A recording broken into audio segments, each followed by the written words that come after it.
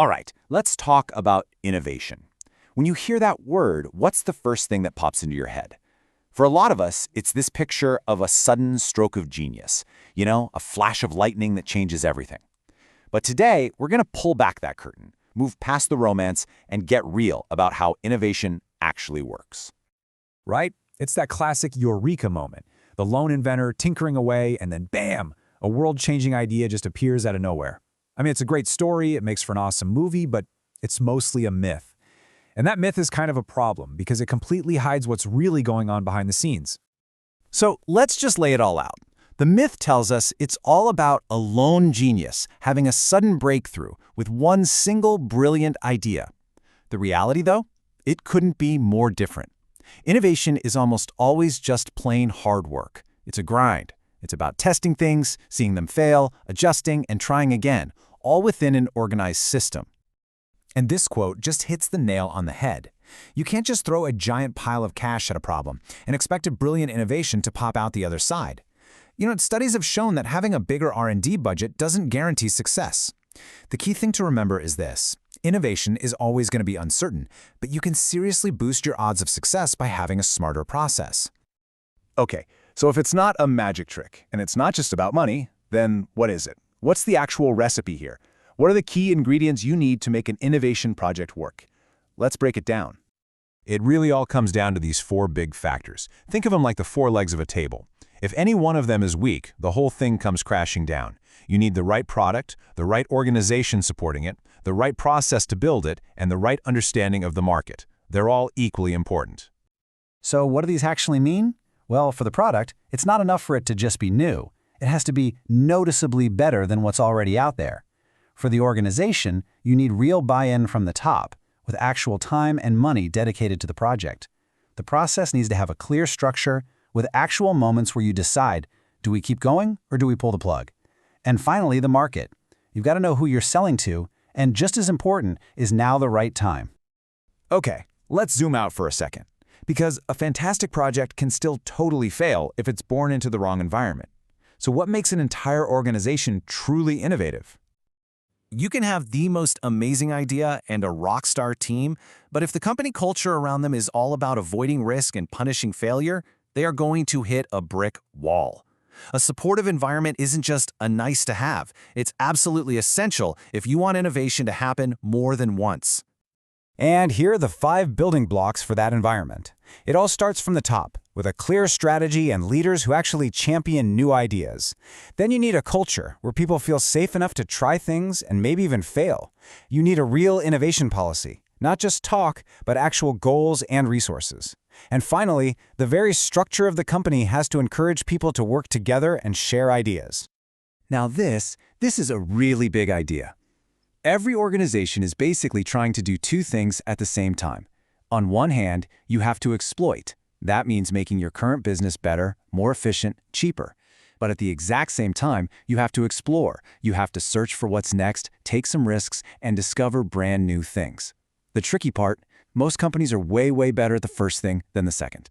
And there's a great word for being good at both, ambidexterity. It's like being able to write perfectly with both your right and left hands. An ambidextrous company can run its day-to-day business flawlessly while also inventing its future. Honestly, this is the holy grail for any company that wants to stick around for the long haul. Okay, so we've looked at the big picture, the kind of environment you need. Now let's zoom right back in and get practical. How does one little idea actually make the journey from a thought bubble to a real thing out in the market? Generally, it follows this 4-step path. It all starts with generating a whole bunch of ideas. Then comes the hard part, selecting the very best ones to actually invest in. After that, you've got development, which is when you actually build the thing. And finally, diffusion, which is all about getting it out there into the world. Now that very first stage, idea generation, has this fantastic name, the fuzzy front end. And it's called that for a reason. It's messy, it's chaotic, things are still super vague. But, and this is so important, the choices you make here in this fuzzy, messy stage have a huge impact on everything that follows. Getting this part right is absolutely crucial. So that leads us to a massive challenge. You've got this pile of ideas from the fuzzy front end. So how on earth do you decide which ones are worth your time, your money, your effort? It can't just be a gut feeling, right? Well, the selection process really happens on two different levels. First, you have to look at the idea itself. Zoom in. Is it even possible to build? Does it solve a real problem for someone? But then you have to zoom back out and look at the portfolio level. How does this one project fit in with everything else we're doing? Are we balancing our safe bets with our risky moonshots? Okay, so an idea made it through the fuzzy front end, it survived the tough selection process, and it's got the green light. Awesome. Now the real work starts. How do we bring this thing to life? A really classic way to manage this is with something called the stage gate model. Basically, you chop up the development process into clear stages.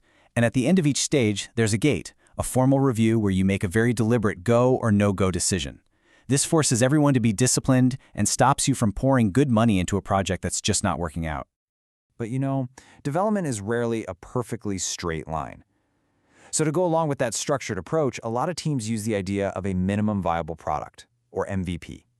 Instead of spending a year building the perfect, feature-packed product, you build the absolute simplest version you can that still provides some value. The goal isn't to make $1 million with it. The goal is to learn, as fast and as cheaply as you can, what your customers actually care about.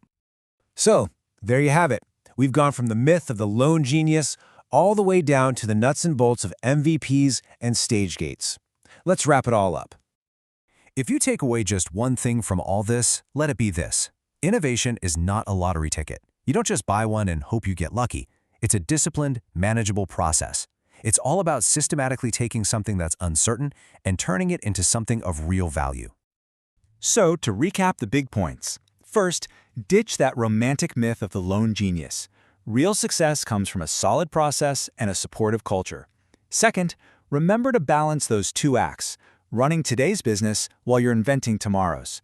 And finally, the day-to-day mantra should be learn by doing.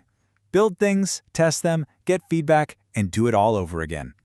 And I'll just leave you with this one last question to chew on. Take a really honest look at your own company or your own team. Are all of your systems, your culture, your rewards, are they all designed just to make the current machine run a little bit better? Or are they actually built to discover what the next machine should be? Because being built to improve is not the same thing as being built to innovate. Definitely something to think about.